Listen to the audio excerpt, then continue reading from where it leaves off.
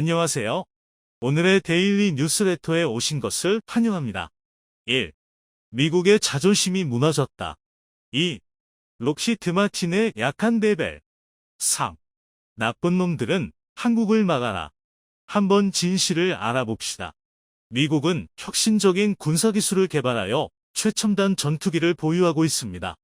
미국의 공군은 강력한 항공우위를 유지하기 위해 꾸준한 연구와 개발에 투자하고 있으며 이를 통해 세계 최고 수준의 전투기를 개발해왔습니다. 미국의 최신 전투기 중 하나인 F-35는 혁신적인 기술과 성능을 자랑합니다. F-35는 다목적 임무를 수행할 수 있는 다연 기능과 고급 센서 시스템을 갖추고 있으며 적의 공격을 사전에 탐지하고 회피할 수 있는 뛰어난 스텔스 능력을 가지고 있습니다. 또한 최신식 통신 및 네트워크 시스템을 통해 실시간 정보 공유와 협동 작전 능력을 향상시키고 있습니다. 또한 미국의 전투기 기술은 지속적인 혁신과 연구를 통해 발전하고 있습니다. 미국은 미래 전투기 개발에도 큰 관심을 가지고 있으며 다음 세대 전투기 개발을 위한 프로젝트에도 열심히 참여하고 있습니다. 미국은 항상 기술적 우위를 유지하기 위해 최첨단 시스템과 센서, 무기를 개발하고 있으며 이를 통해 세계 각지의 동맹국과 협력하여 안정과 평화를 유지하는 데 기여하고 있습니다. 그렇다고 아무도 미국을 능가할 수 없다는 뜻은 아니다. 대한민국 공군이 한 대에 1,300억 원이 넘는 F-35A 폐기를 검토 중입니다. 지난 2022년 1월 4일 제17전투비행단에서 훈련을 위해 이륙한 F-35A가 버드 스트라이크로 서산기지에 동체 착륙하는 일이 발생했습니다.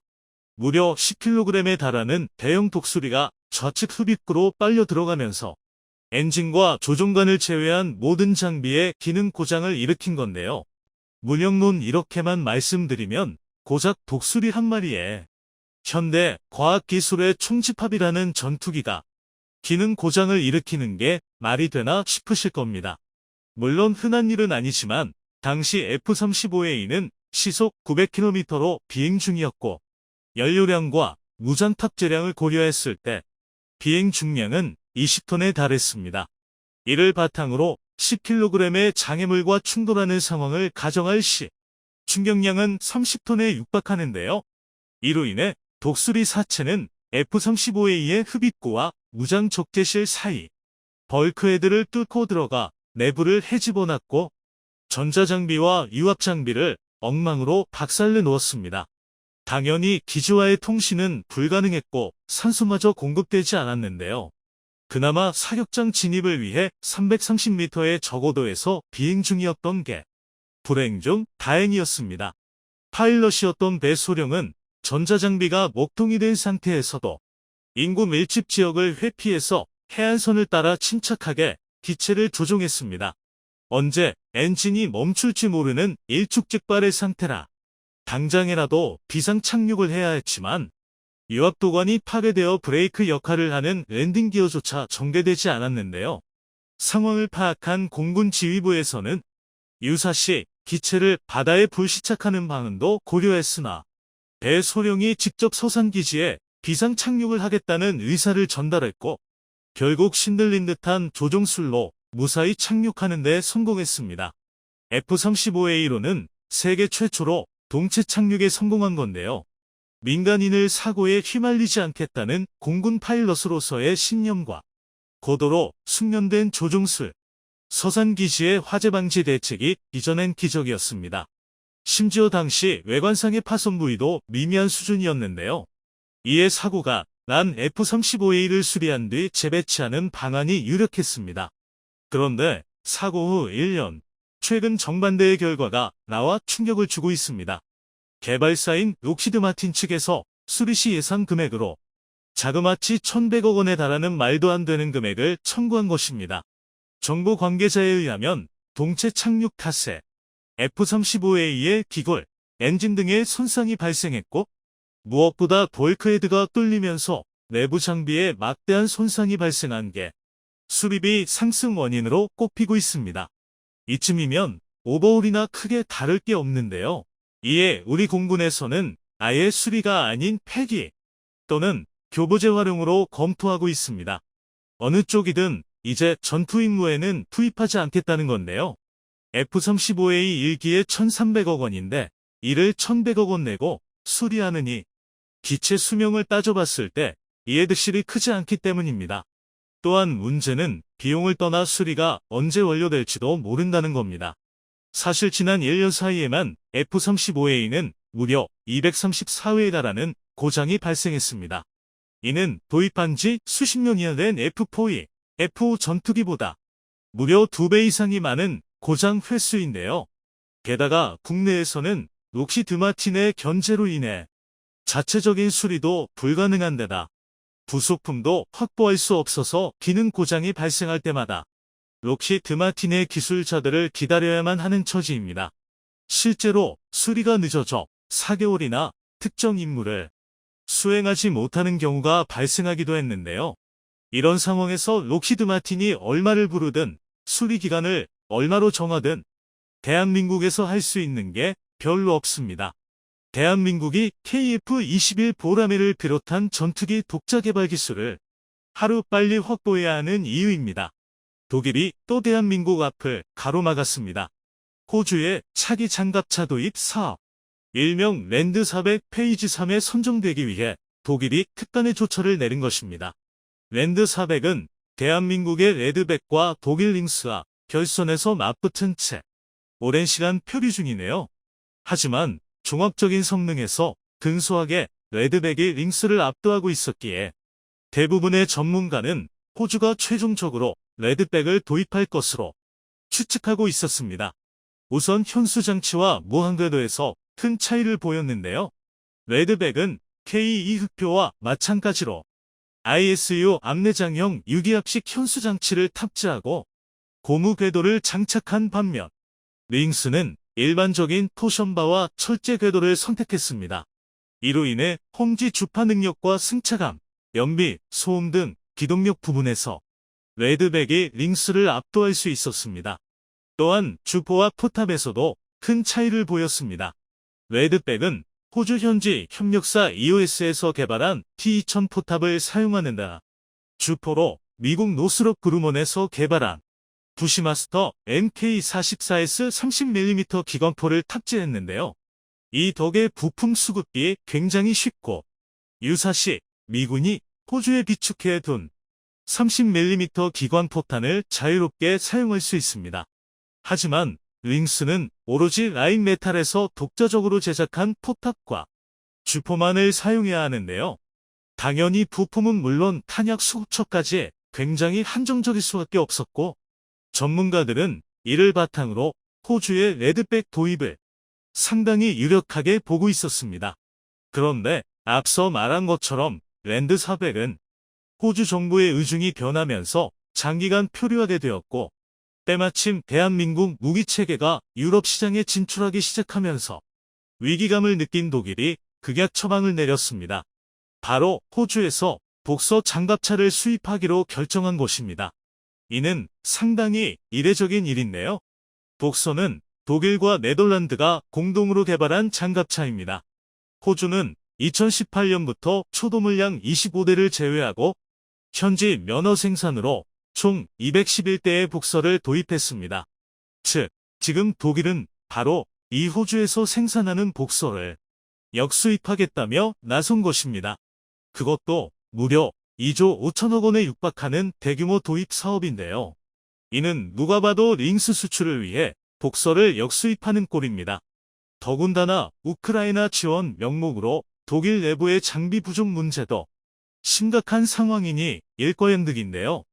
이대로라면 노르웨이 차기 전차 도입 사업에서 독일의 정치적 로비 때문에 대한민국 K2 흑표가 최종 탈락한 것과 마찬가지로 레드백의 호주 진출도 무산될 확률이 높습니다. 그러나 다행히 한 번은 당했어도 두 번은 당하지 않습니다.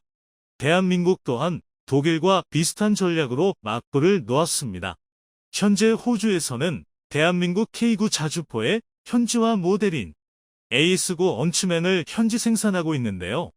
여기에는 포스코에서 개발한 밀막 2560H 방탄강 생산도 포함되어 있습니다. 대한민국은 이 방탄강을 역수입해서 이집트 K9 수출 물량 제작에 사용하는 계약을 검토하고 있습니다. 알기 쉽게 정리하면 한국제 방탄강을 호주에게 구매해서 이집트에 판매하겠다는 건데요. K9 일문 제작에 들어가는 방탄강의 양은 약 20톤으로 이집트와 계약한 K9 패키지 물량을 생각하면 대략 7천억 원 규모입니다. 게다가 여기에 더해 호주에서 레드백을 도입할 시 호주산 12,560H 방탄강으로 차체를 제작하겠다고 선언하기도 했는데요.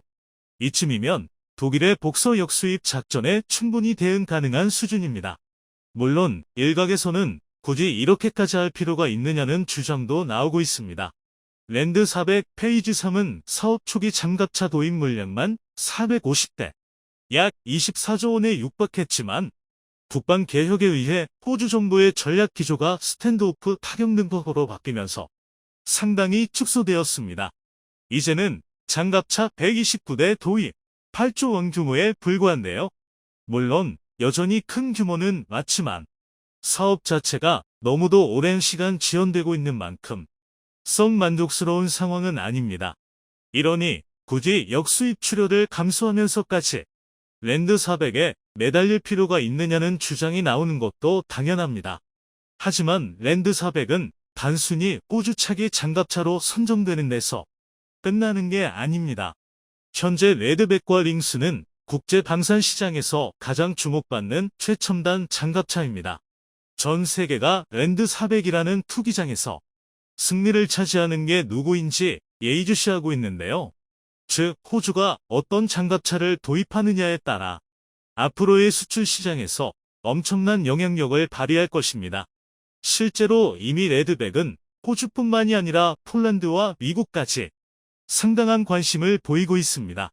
만약 호주가 레드백을 도입한다면 두 나라도 덩달아 레드백을 도입할 가능성이 높아집니다. 차세대 장갑차 시장을 대한민국이 선점하는 것입니다. 그렇기 때문에 다소간의 출혈을 감수하면서도 랜드 400 선정을 노력하는 건데요.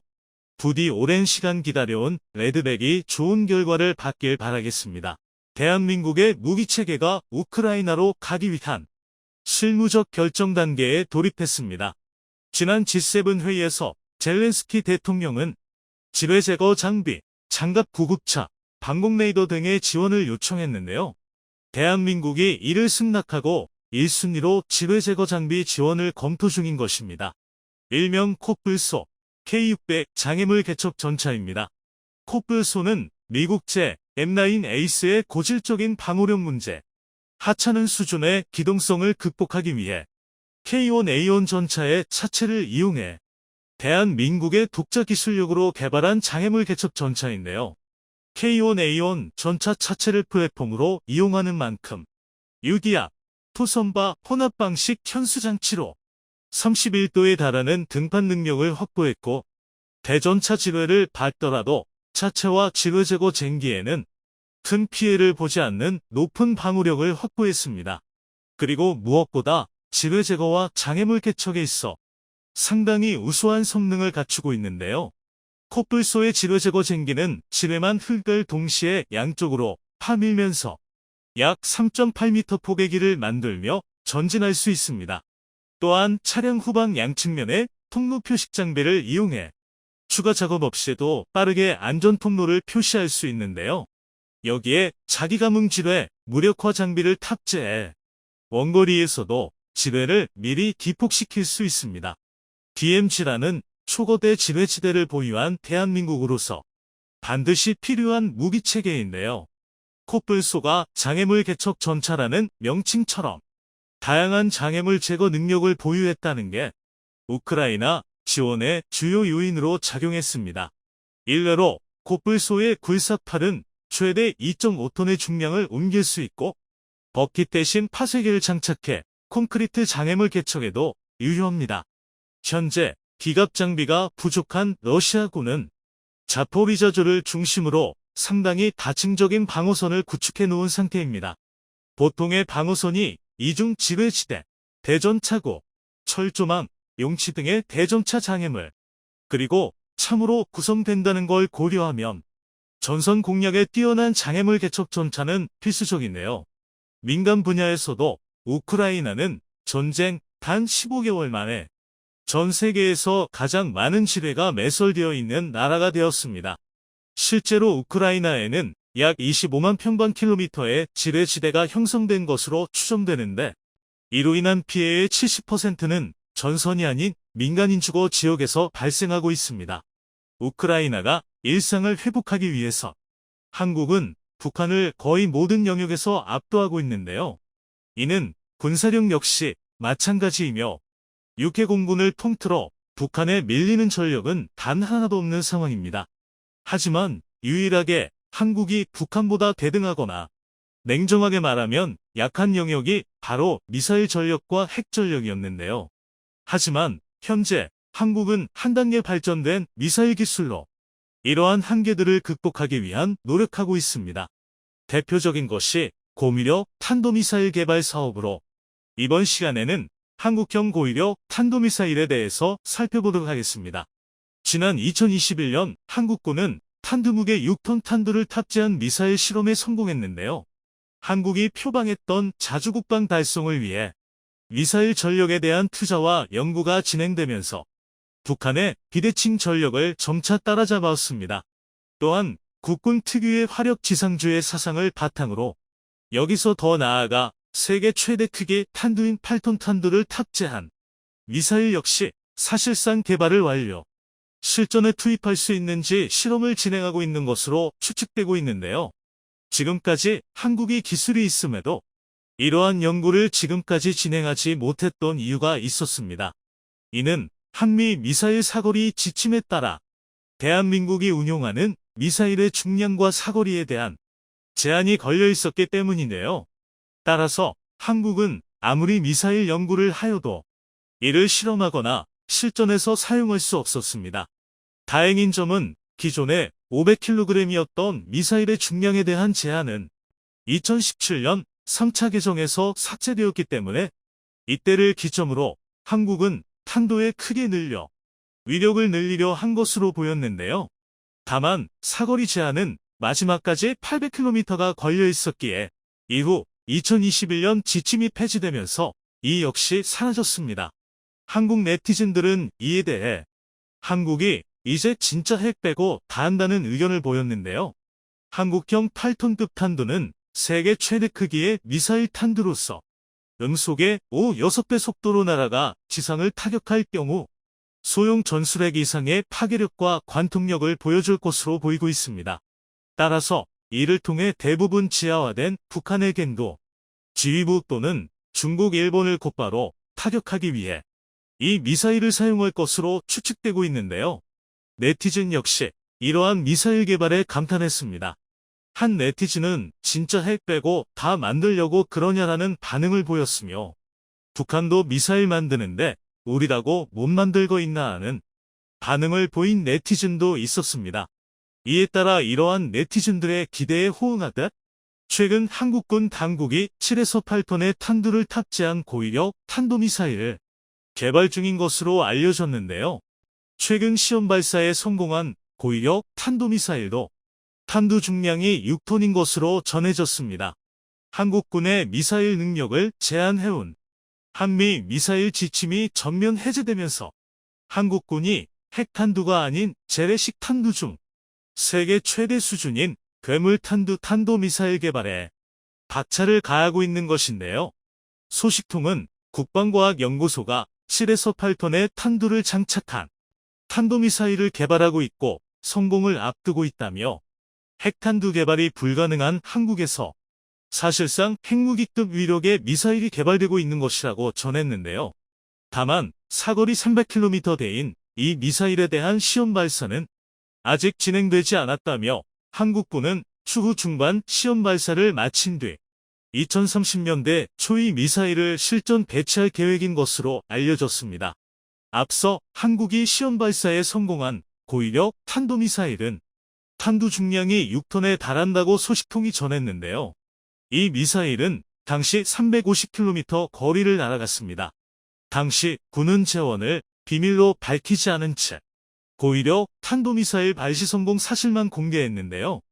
당시 공개한 이 미사일의 발사 영상도 한국의 비밀이었기에 이전에 발사한 탄두 중량 2톤이 현무 개량형 탄도미사일 시험 발사 장면으로 대체했습니다.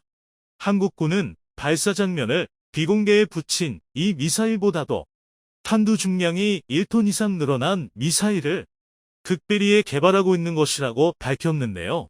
고위력 탄도미사일 개발은 지하에 있는 적의 핵심 군사시설을 파괴하는 관통력을 극대화하기 위한 것으로 해석되고 있습니다. 한국군은 이에 따라 점차 미사일 폭탄의 중량을 늘려온 것으로 전해졌는데요. 최근 6톤에 달하는 재래식 탄두를 장착한 고위력 탄도미사일을 시험 발사한 데 이어 탄두 중량을 7에서 8톤까지 늘린 괴물 미사일 개발도 사실상 성공 단계인 것으로 알려지면서 한국이 적극적으로 강조해온 자주국방의 핵심 전력이 상당 수준까지 확보되고 있다는 평가가 외신에서 등장하기도 했습니다. 비핵화 협상을 추진하는 한편 적국의 핵능력 고도화에 맞설 수 있는 비대칭 전력이 속속 개발되면서 억지력 강화도 한층 속도를 낼 것으로 보이는데요.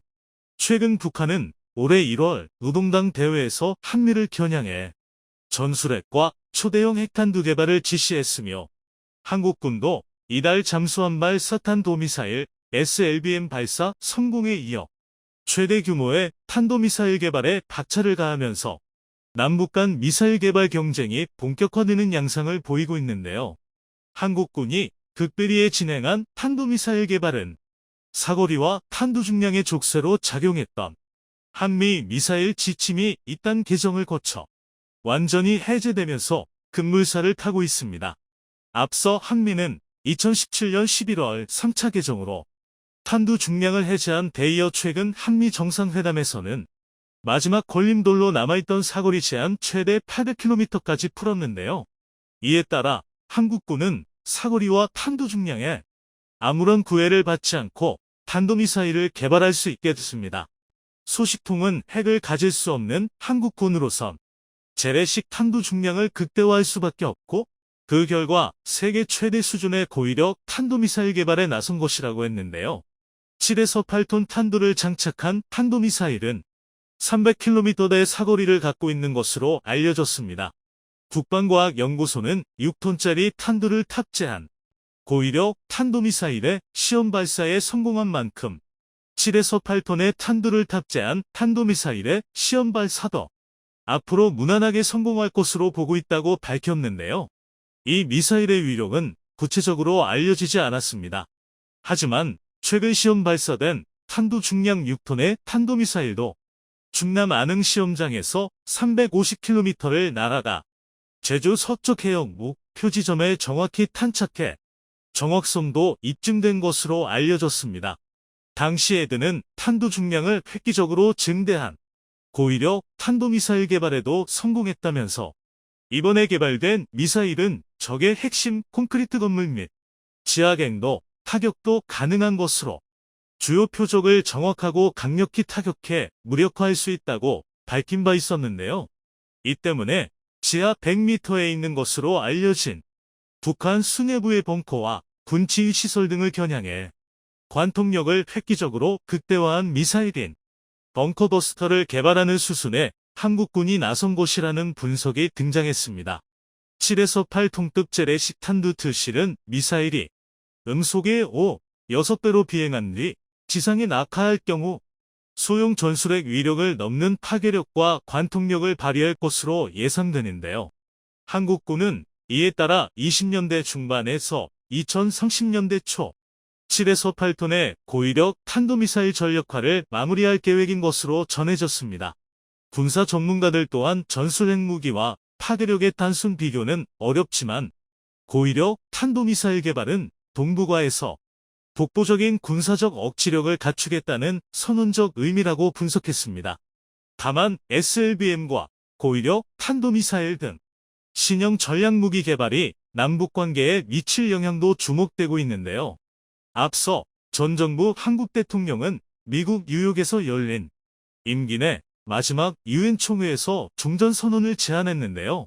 이에 대해 북한은 이른바 대북적 대시 정책 철회를 선결 조건으로 내걸었습니다. 그러면서 한국군의 SLBM 발사를 우리를 겨냥한 것이라고 비난했는데요. 북한이 자신들의 탄도미사일 발사 등 핵무기 개발을 정당화하기 위해 앞으로도 한국군의 전략무기 개발을 비난하고 나설 가능성이 제기되고 있습니다. 이는 북한 뒤에 숨어서 조종하는 중국의 속내 또한 마찬가지인데요.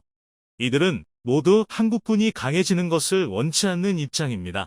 그러나 한국군의 미사일 개발에 있어 족쇄로 여겨졌던 한미 미사일 지침이 42년 만에 역사 속으로 사라짐에 따라 미사일 사거리 제한 완전 해제로 미사일 주권을 온전히 회복하게 된 한국은 사거리에 구애받지 않는 중장거리 탄도미사일을 개발할 수 있는 길이 열렸고 군사 정찰 위성을 수시로 쏘아 올릴 수 있는 우주로켓 기술도 더욱 진전되는 계기가 될 것으로 보인다는 평가도 들었습니다. 사실상 1979년 한미 합의로 미사일 지침이 설정된 이후 42년 만에 완전 종료를 선언한 것인데요. 이로써 한국군의 미사일 개발 족쇄와 같았던 최대 800km 이내로 설정된 사거리 제한이 완전히 풀린 것은 한국에게는 다행인 일입니다. 미사일 사거리 제한 해제에 따라 이론적으로는 대륙간 도미사일 개발도 가능한데요. 그러나 한국은 사거리 1,000에서 3,000km 중거리 미사일과 잠수함발 사탄 도미사일 개발에 집중할 것이란 전망이 현재로선 더 많은 상황입니다. 최근에는 한국군과 한국 정부가 SLBM을 탑재한 핵잠수함 개발을 검토하고 있는 것으로 알려져 이를 적극적으로 추진할 수 있는 조건도 갖추게 되었습니다. 사거리 1,000km 탄도미사일은 제주도에서 중국 전역이 사정권에 들어오게 되는데요.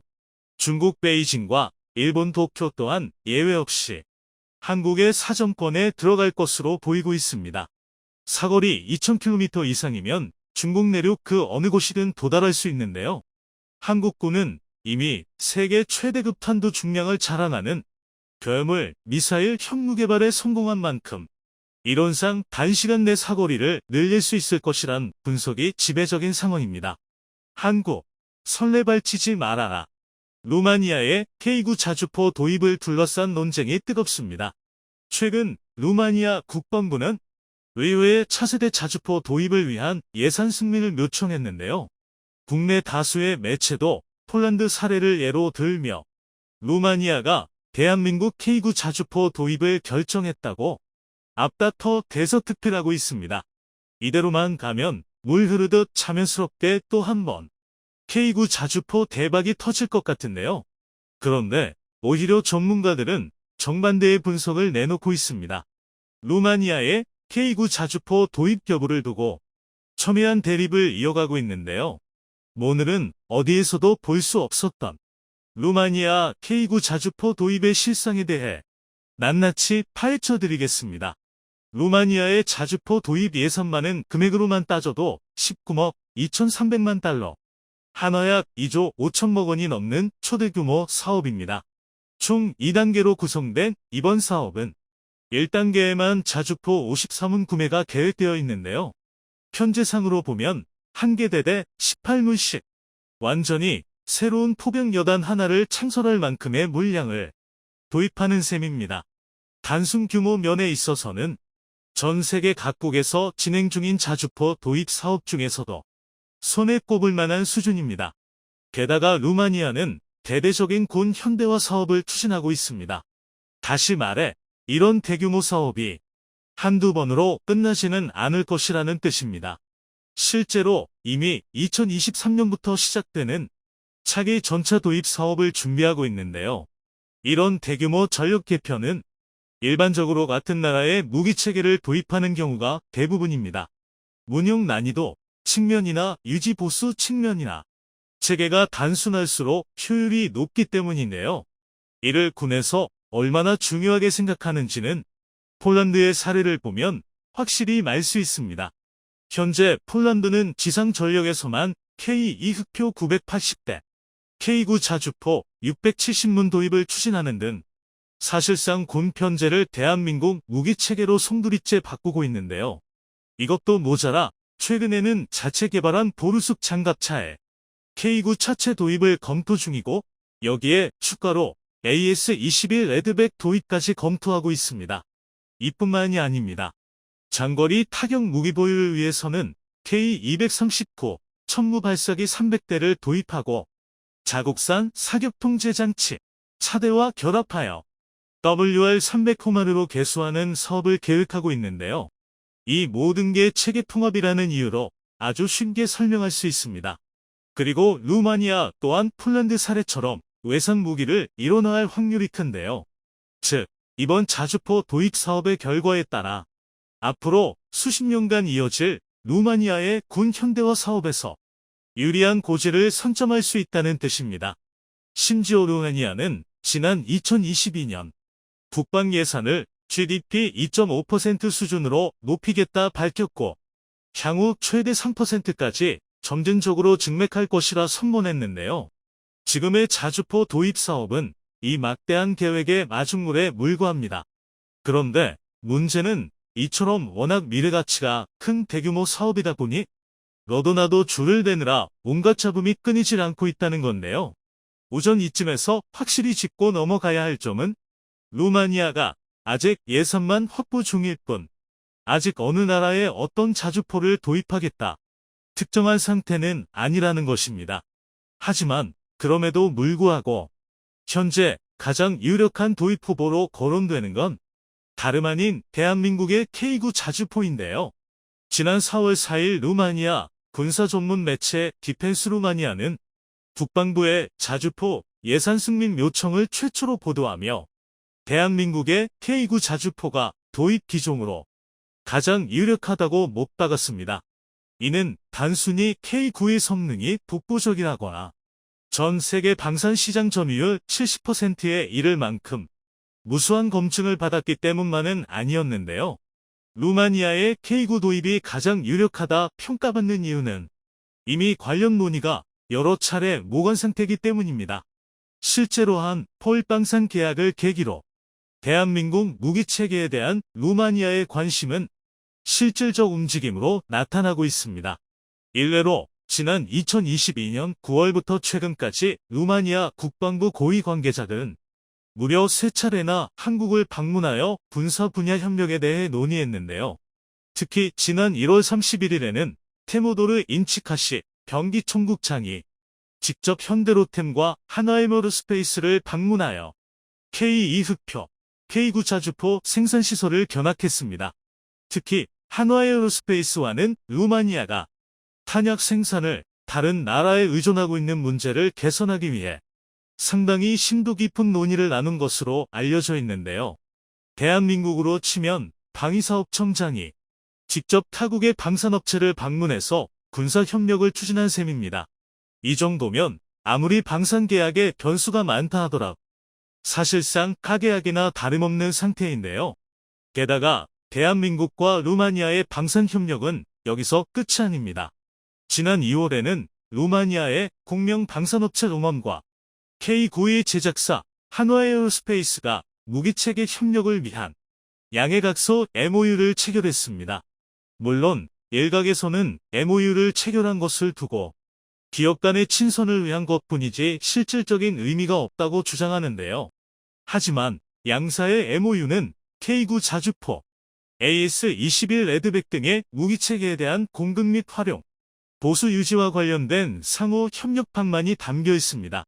더군다나 롬맘은 우리로 치면 국방과학연구소 에드와 비슷한 위치입니다. 같은 국명 방산업체 폴란드 피기자트도 한폴 방산 계약에 있어 실무적으로 가장 큰 역할을 담당해 왔는데요. 이를 알고 보면 롬맘과 한화에어로스페이스의 협력에는 상당히 큰 의미가 내포되어 있음을 짐작할 수 있습니다. 오죽하면 국내 다수의 매체는 앞다퉈 루마니아의 K9 도입을 기정사실로 보도하고 있는데요. 하지만 일각에서는 대한민국이 축배를 들기에는 아직 조금 이르다는 주장도 만만치 않습니다. 루마니아의 지정학적 위치를 고려하면 대한민국 무기를 도입하는 게 시기상조라는 것입니다. 루마니아의 군 현대화 계획은 2000년대 초반부터 시작되었는데요. 외적으로만 봤을 때 루미니아 육군은 비교적 약소한 국력과 반대로 자국산 무기체계를 상당수 보유한 나라입니다. 예를 들어 주력 장갑차민 MLI-84나 아프라 40다연장 로켓 트럭, TR-85, 전차 등은 모두 루마니아산 무기체계인데요. 그러나 이는 어디까지나 표면적인 모습일 뿐, 조금만 깊이 파고들면 그 뿌리에 전부 소련이 있다는 걸 알 수 있습니다. MLI-84는 사실 소련의 BMP-1 모델을 면허 생산한 장갑차입니다. 그나마 현대식 개량형인 MLI-84m에 이르러 포탑을 기관포, 대전차미사일 복합 무인 포탑으로 교체했을 뿐이네요. 또 아프라 40은 그 뿌리가 1963년 소련에서 개발한 BM-21이 있습니다. 그래도 그나마 TR-85 정도가 소련 T-55를 기반으로 루마니아가 독자 개발한 전차라고 부를 수 있는데요. 하지만 겉만 번지르르할 뿐 TR-85의 신뢰도는 마무리한 수준이라 루마니아는 2023년 차세대 전차 도입 사업을 준비 중인 것입니다. 루마니아의 무기체계가 표면적으로나마 자체 개발의 형태를 띈 건 1950년대 후반부터 소련의 위성국 신세에서 벗어나 독자 노선을 걸었기 때문이네요. 루마니아는 상당히 이른 시기부터 친서방 노선을 타기 시작했고 1960년대 후반에 이르러서는 아예 소련과 다른 나라 취급을 받았습니다. 그나마 바르샤바 조약기구에 소속되어 있긴 했지만 소련 붕괴보다 2년이나 빠른 1989년에 민주주의 체제를 확립하기까지 했는데요. 그러나 이를 받고 말하면 서방의 혜택도 소련의 혜택도 어느 쪽도 제대로 수혜받지 못했다는 뜻입니다. 물론 왕년에야 루마니아군이 발칸반도의 주력이라 평가받았던 적도 있었지만 이데올로기와의 변화에 따른 경제구조 붕괴 등 막제가 거듭되면서 군사력이 상당히 약화되었는데요. 그렇기 때문에 루마니아의 군 현대화 계획은 국가의 운명을 걸고 안정적인 안보 환경을 조성하려는 국책사업이 될 수밖에 없습니다. 특히 2014년 크림반도 사태 이후 루마니아는 러시아의 우크라이나 침략을 미리 예견했고 군 현대화 계획을 가속했는데요. 그런데 이것이 대한민국 K9 도입에 걸림돌이 될 수 있는 이유는 루마니아의 국제적인 영향력 때문입니다.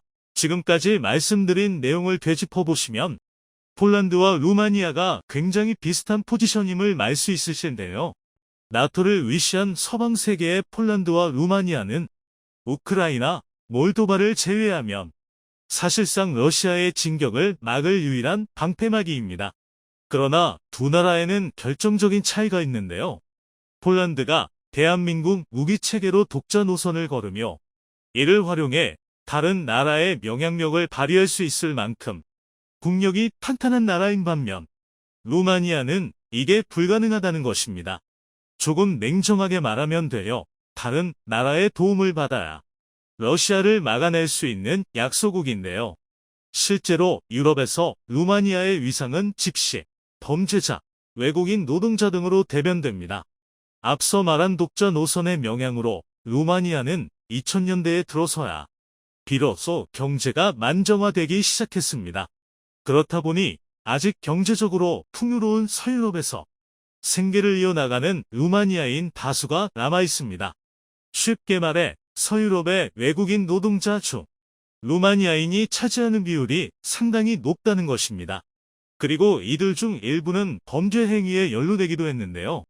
서유럽에서는 아직도 루마니아인 소매치기라는 편견이 남아있기도 하고 루마니아 마피아로 대변되는 범죄 조직들은 트럭 강탈이나 각종 사기, 보이스피싱이나 심지어 인신매매 등으로 망명이 높습니다.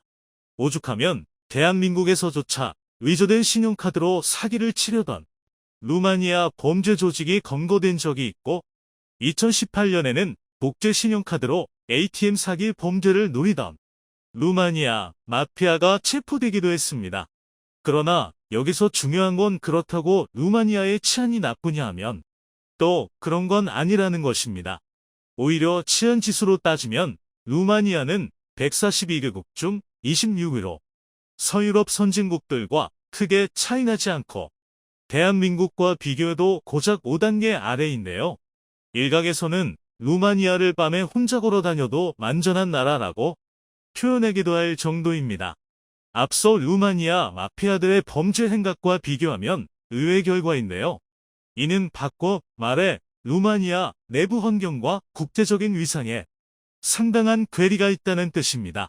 루마니아가 이 격차를 줄이고 국제적인 편견을 해소하기 위해선 서유럽의 강대국들과 군사적, 외교적 관계를 맺는 게 가장 빠른 길입니다. 예를 들자면 1대당 200억 원이 넘는 가격에 유지 보수도 힘들어서 자국에서조차 외면받는 독일 PZH-2000을 도입하는 식으로 독일과의 관계를 돈독히 할 수도 있을 것입니다.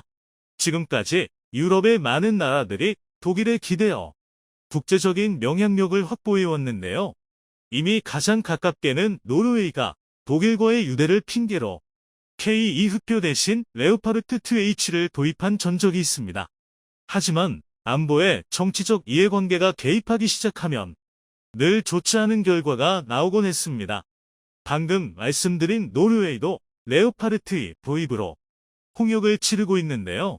국민의 만전을 지키는 데에는 절대 타협이 있어선 안 된다는 걸 부디 루마니아가 믿지 않길 바라겠습니다.